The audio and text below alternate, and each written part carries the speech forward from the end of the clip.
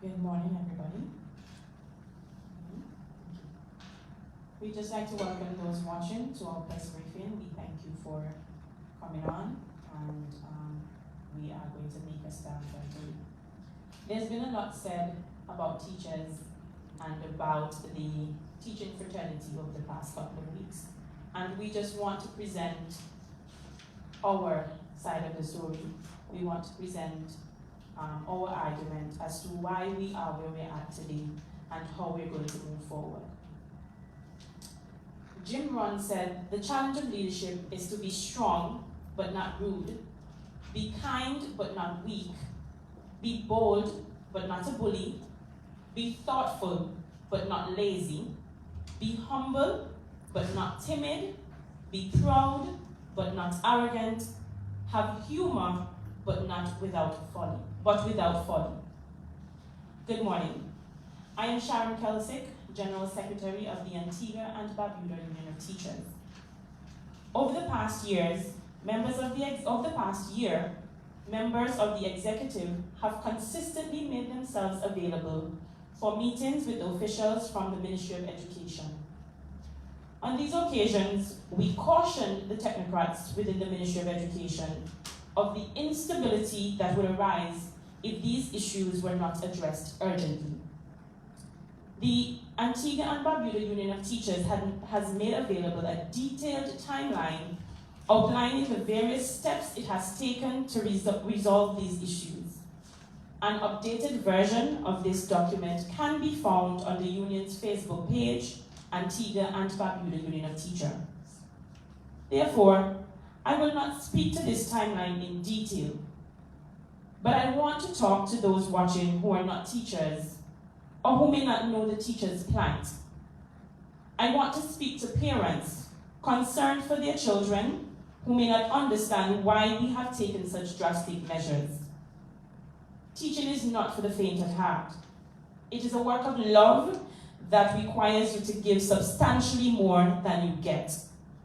Our days are long, and our responsibilities are endless.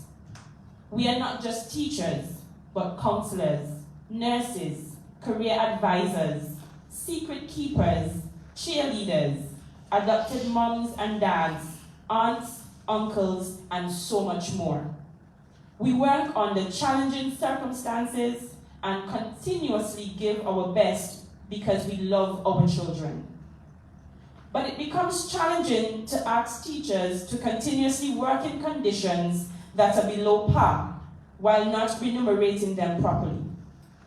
This situation becomes even more frustrating when one considers the financial cost associated with the job. Many of the resources used in our classrooms, we're talking about manipulatives, the technological resources such as speakers, tokens for rewards for our students, they are purchased using funds from an already meager salary. We are tired of hearing next month. We are tired of hearing there is nothing we can do.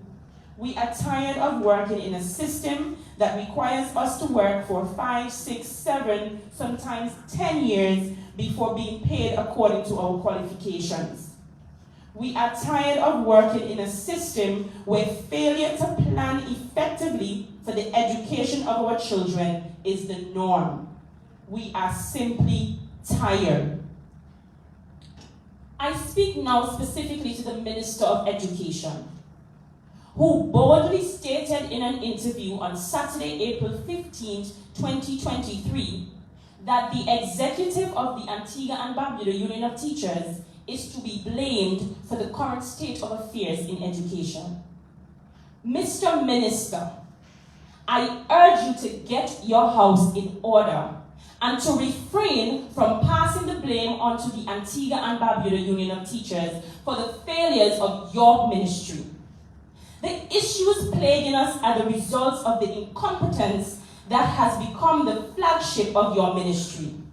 I found your statements disrespectful and in poor taste. The Antigua and Barbuda Union of Teachers has been nothing but accommodating with you and with the ministry. How often have we had to provide information to your ministry when it was not our responsibility to do so? Just yesterday, I spent my day working to ensure the names of my teachers who have not yet been paid would be submitted so that they could receive their monies and we could return to our students. How is it that your ministry, within your personal department within your ministry, cannot provide such a list? And then we are blamed for this incompetence. Yet you go to the public and you make proclamations that paint the Antigua and Barbuda Union of Teachers executive as unreasonable political prostitutes trying to take down your government. Sir, I beg you please, get your house in order. The A&BUT will no longer sit idly by while you allow the incompetence permeating your ministry to destroy our education system.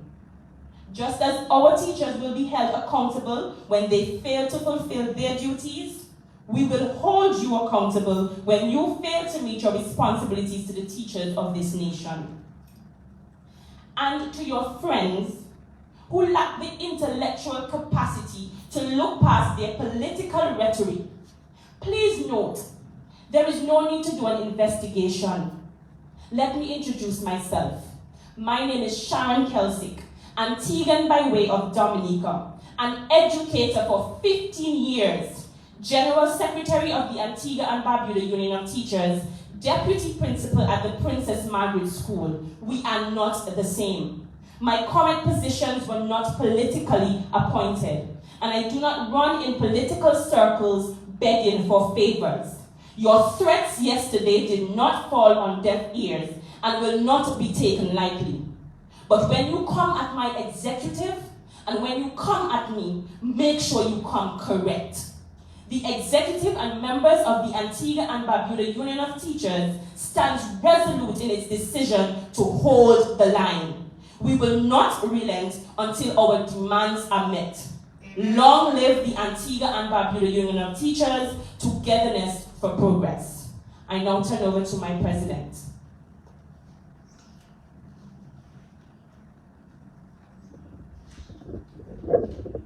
Good morning, colleagues.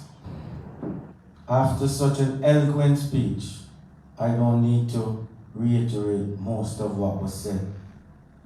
So I will jump to the meat of the matter. Where collective bargaining is concerned, we acknowledge the fact that our collective agreement was acknowledged in 2017 by the government of the day.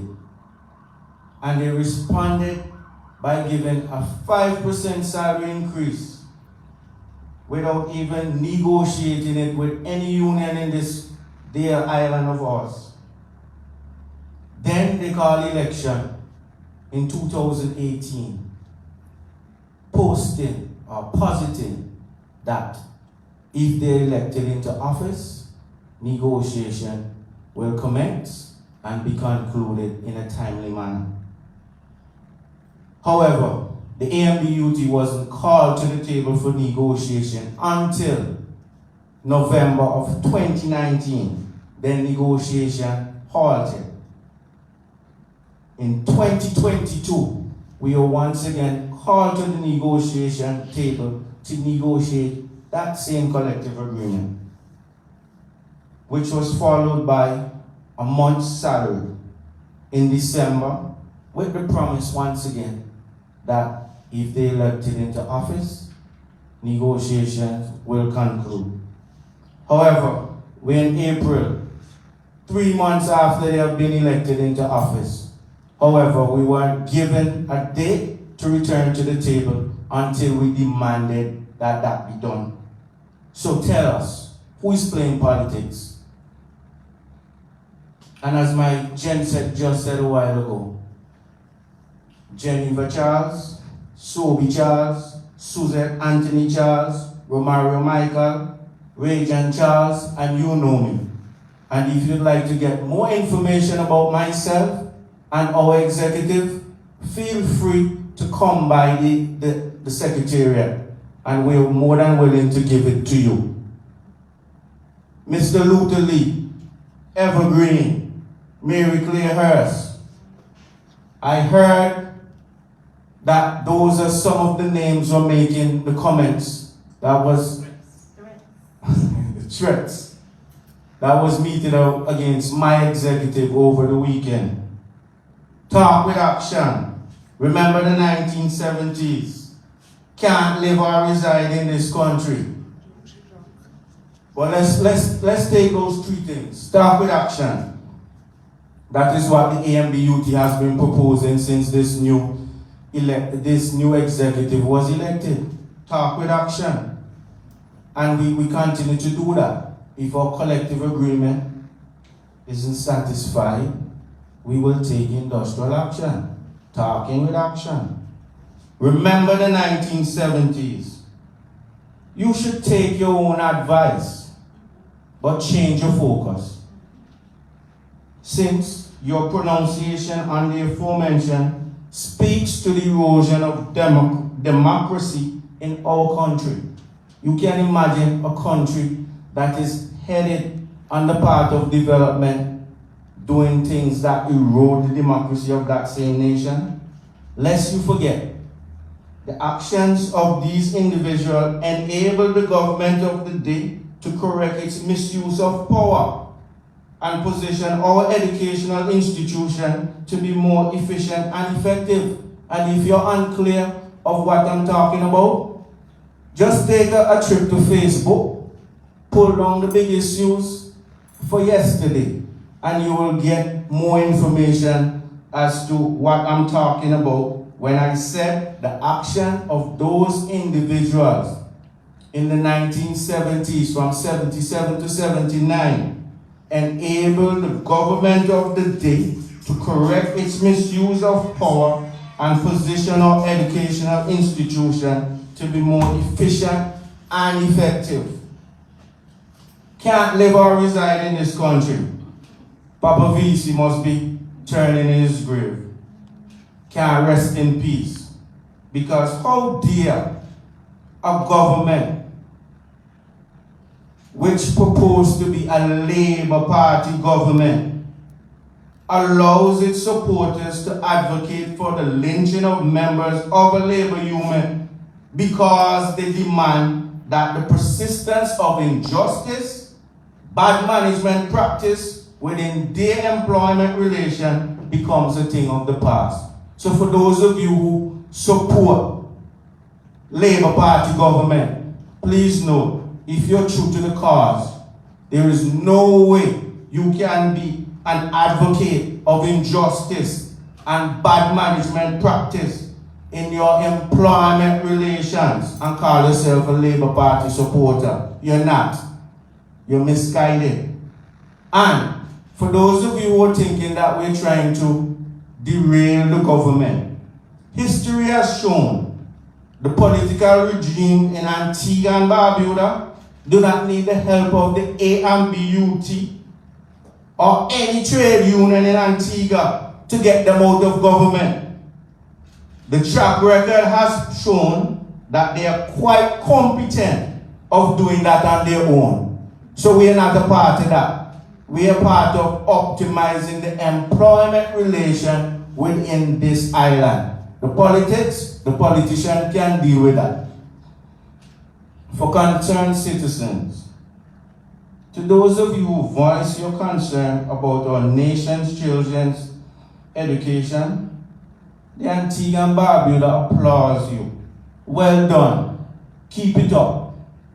However, the A&BUT and the nation of Antigua would like to witness the same level of tenacity when stakeholders of education does the following. 1.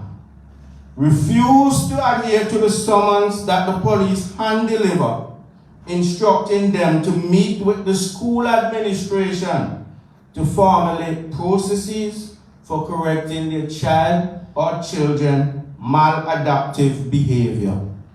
In case you don't catch what I'm saying, even though we send police for parents to come to the school so that we can have a discussion and see how we can put interventions in place to correct their child or children's lack of performance, It's a struggle to get them in the room to have the meeting.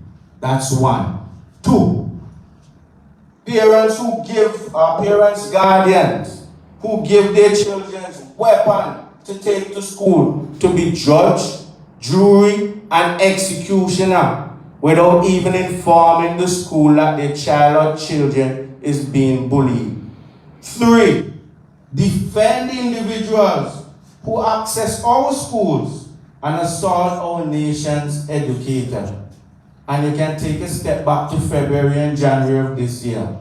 Our principal was assaulted, a teacher was assaulted during sports week while they were conducting their duty, and another teacher was assaulted while they were engaged in a discussion with the principal and the parents.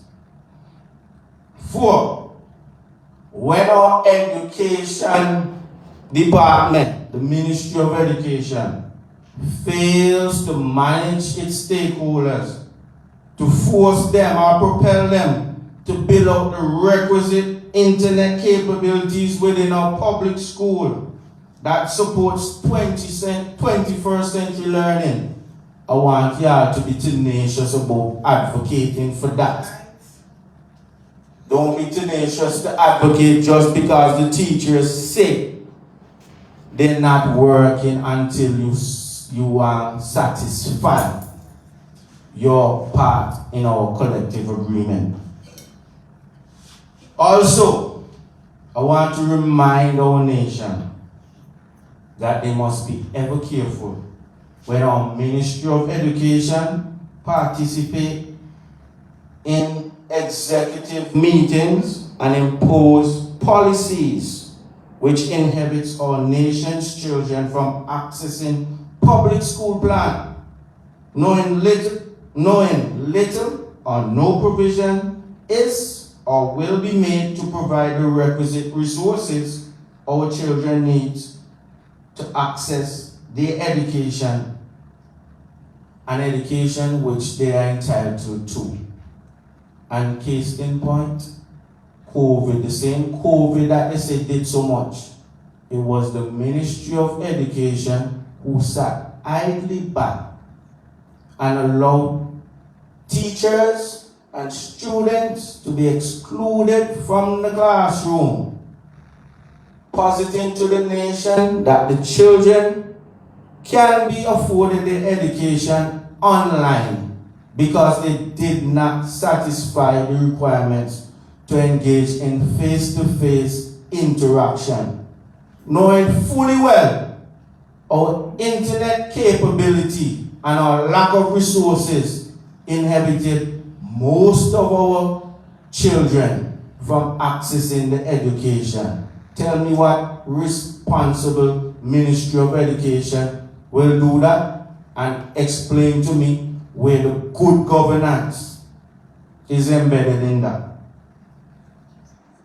Also, I want us to be mindful that when a Minister of Education turns against a body whose effort has caused the ministry to boast that public schools breaking from last academic year, 2021 to 2022, have receded from at least 2 break-ins per school to less than 1 break-in per school for 2 terms. The Minister of Education should be applauding the teachers' union for being adamant that they place security in all schools so that we do not become prey of vandals and bandits who just take advantage of our educational institutions. Also, for those of you who might have forgotten, the labor movement is the movement responsible for making persons from low socio-economic background to be afforded the opportunity to be elected into parliament. It's the labor union which caused employers to give workers paid leaves, retirement benefits, not no government. the labor movement.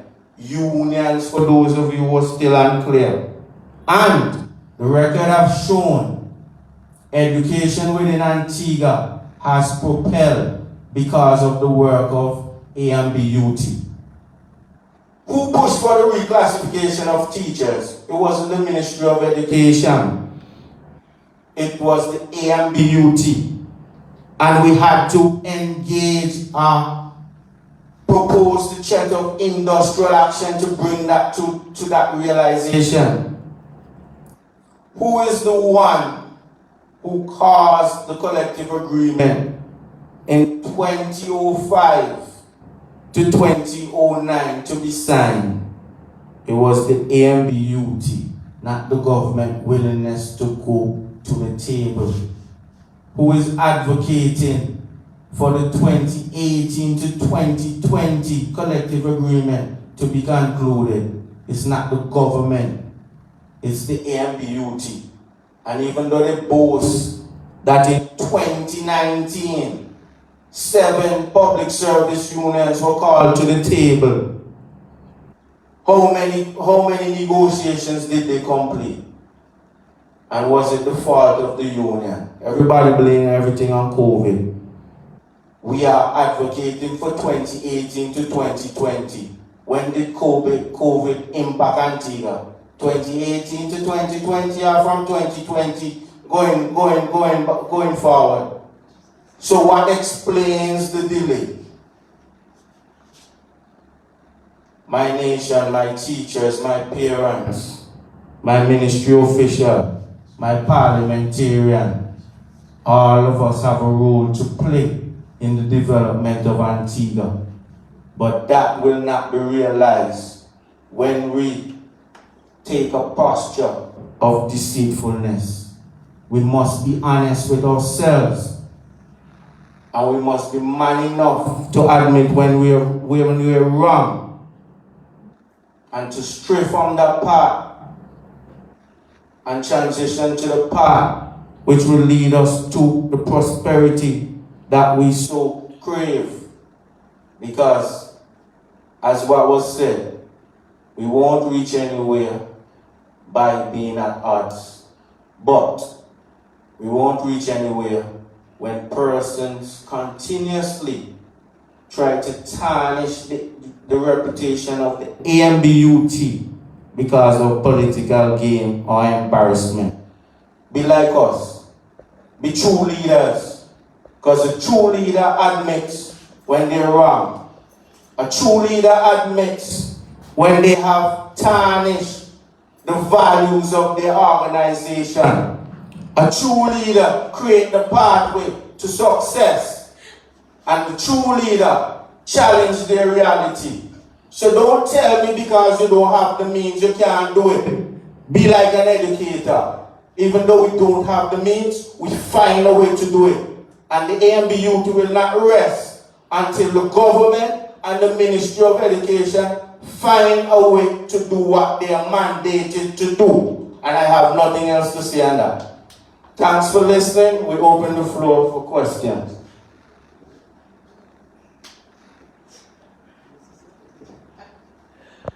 Good morning, Alicia George, Highland Press Box. Could you give us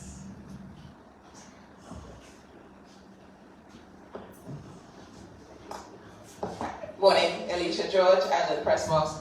Could you just give us an idea of what exactly your main issues are? I know remuneration as well as school security, but just to give us a more in-depth idea of what your most pressing issues are in order for you to get back into the schools.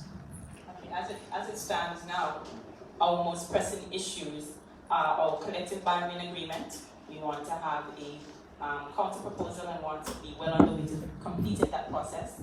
We do have a meeting with them this morning, but they just want to know about the Ministry of Education and the establishment department. They're very good at having meetings, so we want this morning to be more than just a talk shop. We really want to get this process completed.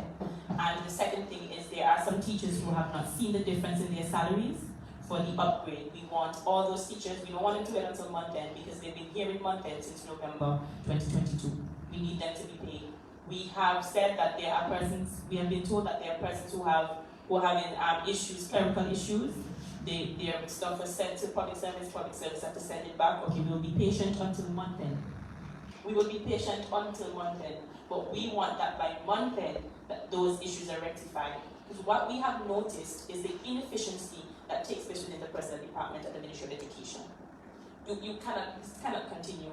They can't find your file, they say it's missing. I got a list of teachers to call to come for letters, because of course we always have to try and help them to do their work. And on that list, there are teachers who don't even work anymore with the Ministry of Education. How do you not know? You run a personnel department. How do you not know that teachers are no longer in the service when they have to send you a letter resigning from the service? How do you not know that there's a teacher? I called a teacher yesterday. She said, "Miss, this is the third time somebody calling me about my name on list, and I've already collected the letter since December." There are too many inefficiencies, and so when they say to us there are clerical issues, we can no longer trust them that it's because of the natural process of the thing. You guys are being irresponsible with people's papers and irresponsible with the information. And so we're saying to them, pay those you can pay now. And those who you're having clerical issues with, we're giving you until the end of April, because we've seen this too many times.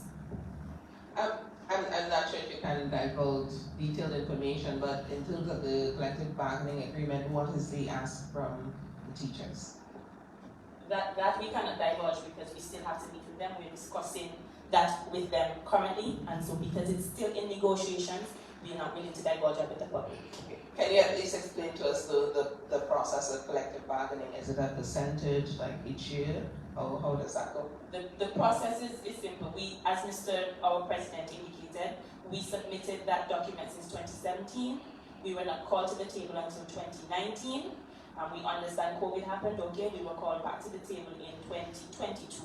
That is after several communications asking them what was the delay, why we're not being called back. We were called to the table in October 2022. You go through your proposals, you figure out what you have agreement on or you don't have agreement on. Then we were told it would be sent to cabinet. That we submitted our final proposals in November 2022. 4th of November 2022, we submitted our final proposals after going through the negotiation process. We were told that those proposals would be sent to cabinet. They said that election was coming, so they couldn't send it then. Okay, fine. January came, they said right after election it could be sent to cabinet. That proposal was not sent to cabinet last week. It was sent to cabinet. So cabinet discussed it, and now they're coming to meet with us again to go through what the process is, what their counter proposal is, and so forth. So based on the policy, how often are you guys supposed to meet? Every 3 years. And as it relates to the agreement, it focuses on compensation, whether it be salary increases, benefits. It also focuses on your duties and your responsibility and how you deal with issues of grievances. Those are some of the stuff that are embodied in the collective agreement. So it's not just salary increases you discuss. You discuss other measures or other means of improving the employment relationship as well as increased productivity within your industry. How many members are in the union? Antigua Barbuda union? Approximately, well, it's a little between 13 and 1,500 teachers, but all teachers are not members of the union. And I'm glad you raised that point, because over the weekend, the challenges with as it relates to upgrades. But please know, not all member of the teaching fraternity is a member of the A&BUT. So they have no obligation to submit their names to us. Also, I would like to make it clear that the ministry asks for that assistance at the end of the workday on Friday, and because they know that we are so efficient and effective, they expected that list by Saturday, Sunday the latest, even though working hours would have concluded. And that speaks to the kind of organization we have. So that's for you, Mr. Minister.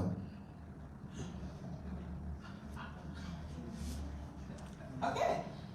In relation to school security, I mean, we've been hearing from cabinet, and I suppose they're not the ones on the ground, of course, that there have been a few break-ins, but I get that there are bigger issues. Can you give us an idea of what are some of the real issues in terms of security, whether it be bad behavior, whether there is a need for security cameras, fencing, just a general idea of the issues that you hear from your teachers? The quality of the security is a major concern. And I was hoping that you didn't go to security, because I can't touch it without dealing with the cameras. In the media since last year, October, the Ministry of Education said that they will be doing an investigation to see what will be the best response as it relates to the installation of a surveillance system. In my mind, they would look at their resources, what is required, and then come to a compromise or determine what is most feasible given their resources and what needs to be done. So it's very disheartening to hear in March or April that we didn't know that the wireless system would be inadequate. It just goes to show how the planning is insufficient.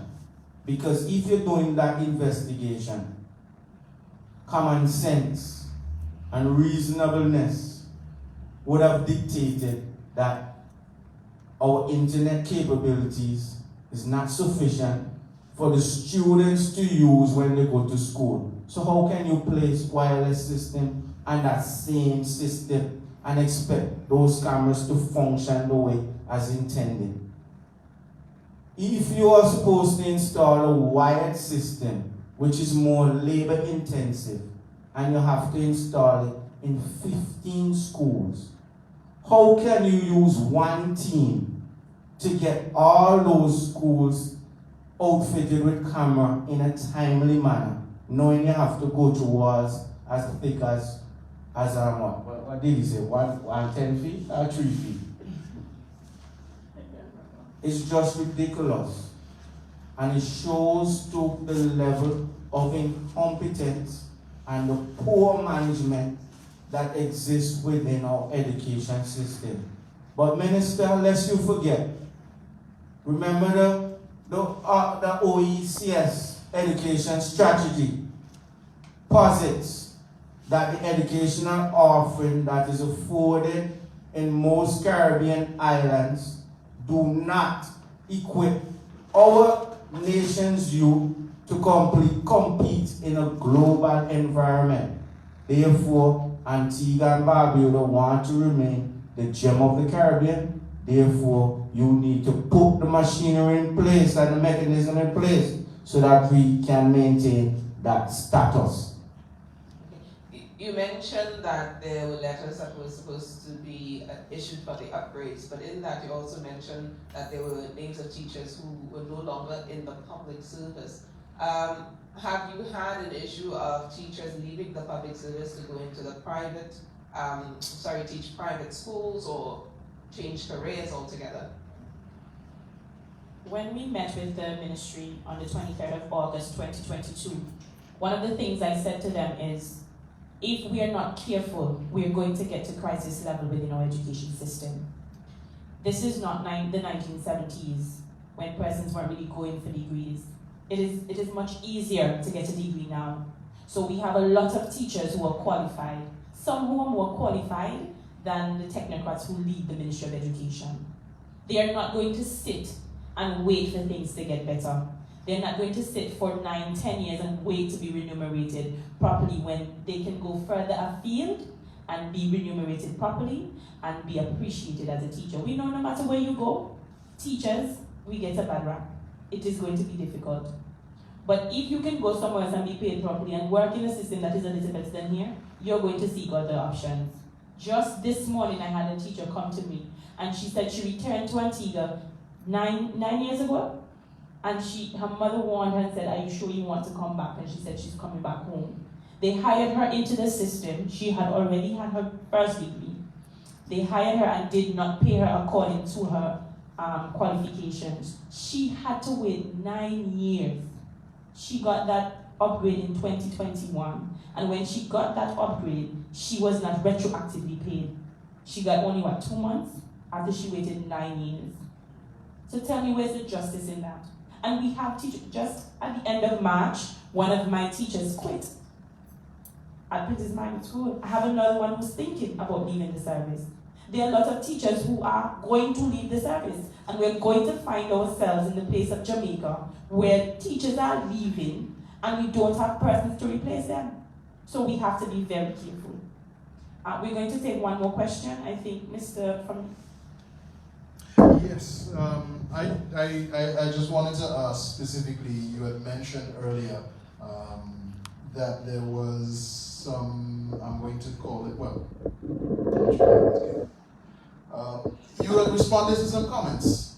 You know, I myself am not aware of the comments. I'm just asking if you could elaborate on what was said. You had responded to some comments earlier, you called them threats, you called them attacks.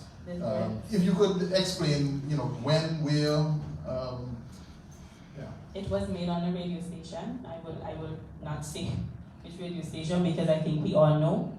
But the threat was that it is the Antigua and Barbuda Union of Teachers Executive who's trying to cripple the government, and they have to do investigations to get to know us because they need to know who their enemies are, and they need to get to know each and every one of us. And we are not going to live in this country and try to do the things that, well, they're purporting they're trying to do, which is, I guess, cripple the Labour Party government.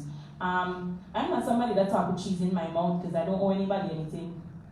And I don't beg political favors. I work hard. My mother taught me to work hard for everything I have. And the one thing she did well was ensure that I have an education.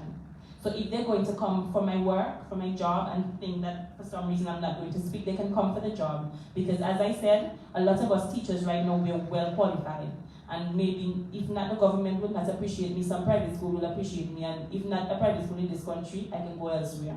So we're not going to back down. They can come with the threats, but we're not going to back down because we know what we're fighting for. We have been fair, and we have been patient, and we have given them time. And we're saying time is up. We have done too much in terms of, we have not done much in terms of education. There has been no government in this country who has properly managed our education system. And we're saying to them, it's time for us to do better. Because if you are requiring us to produce children who can function within the 21st century, we need to have 21st century upgrades. And there's no way we can want our children to get ahead by leaving our teachers behind. So we're saying to them, take care of theirs, we will take care of ours, and it is better if we work as partners than for them to have us as enemies. So we will take one last question and then we will wrap up. Alright, Robert T. Manor from Observer. You talked about the upgrading of teachers and how much, and paying them how much they're worth. But the Minister of Finance over the weekend said that essentially it would be costly for the government and they would have to find the money, which they find it difficult. Can you just respond to that sort of, the premise? Maybe when I make the statement, they're going to say I'm political, but I really don't care. The government can find money to pay to have a yacht docked. 28,000 US per week to have a yacht docked in the marina. If they can find that money, they can find money to pay teachers. Because how are you not going to take care of the most critical resource to your education system? If you don't have teachers, you would have crippled your system. So you need to ensure you take care of your teachers so that your system can be maintained. And where the issue of upgrade is also concerned, don't formulate the impression that the A&BUT is asking the government to find money to finance those upgrades. It was already budgeted for in 2022. Therefore, we're not asking them to find new monies. It was there, but I guess the money was diverted to somewhere else.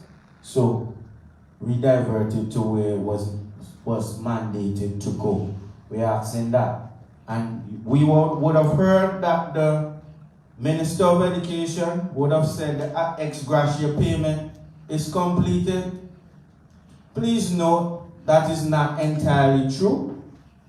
Yes, they paid 34 individual the ex gratia payment. However, that is a partial payment because those payments were to be made for the period 2018 to 2022.